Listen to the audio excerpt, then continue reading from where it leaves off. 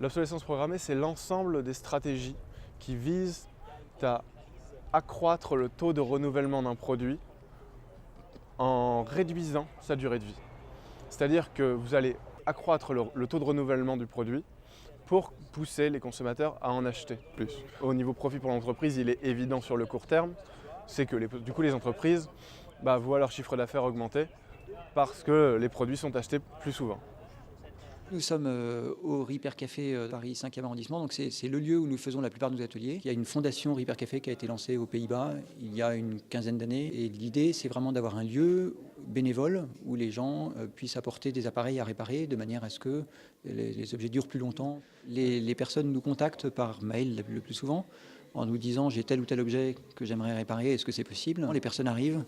On ouvre ensemble l'appareil, on le répare. Ça consiste à accueillir les gens, leur expliquer comment ça marche, faire en sorte qu'ils se sentent bien, qu'ils apprennent quelque chose. Mets ta main tout de suite là en prévision, vas-y avance. Et appuie dessus, voilà, ça repart. Aujourd'hui, plus ou moins, le modèle économique est ce qu'on appelle une économie linéaire. C'est-à-dire, on produit un produit, on le consomme et on le détruit. Le but de l'économie circulaire, c'est de faire de cette ligne un cercle, d'où le terme circulaire. C'est-à-dire que la production soit liée avec la destruction à travers la réutilisation, à travers le réemploi, à travers le recyclage. Comment lutter contre l'obsolescence programmée? Il faut tout simplement reprendre le contrôle sur sa consommation. En accroissant la durée de vie des produits que l'on possède, en promouvant la réparation. Le Ripper Café est le plus pertinent en matière d'obsolescence programmée, c'est qu'on va remplacer des pièces qui ont été prévues de ne pas durer. Son obsolescence, on l'annule, quoi. On peut rattacher ça à l'écologie dans le sens où ça diminue la consommation.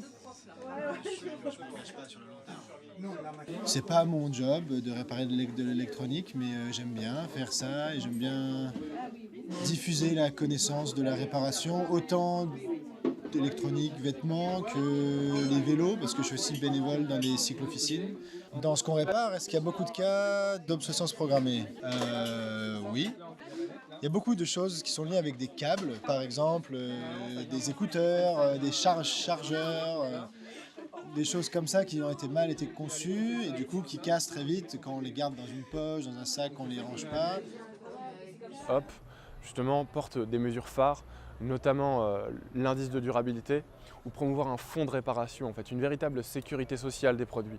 C'est-à-dire que si votre produit tombe en panne, ce fonds de réparation qui serait financé par les entreprises à travers l'éco-contribution qui existe déjà, qui est un dispositif qui existe déjà, vous pourriez faire réparer votre produit pour moins cher. Et si on prolongeait d'à peine un tiers l'usage des appareils électroniques qui sont principalement concernés par l'obsolescence programmée, on économiserait 77 millions de tonnes de CO2 émis dans l'atmosphère par an. C'est l'équivalent de 2 fois les émissions carbone émises par l'aviation civile en France.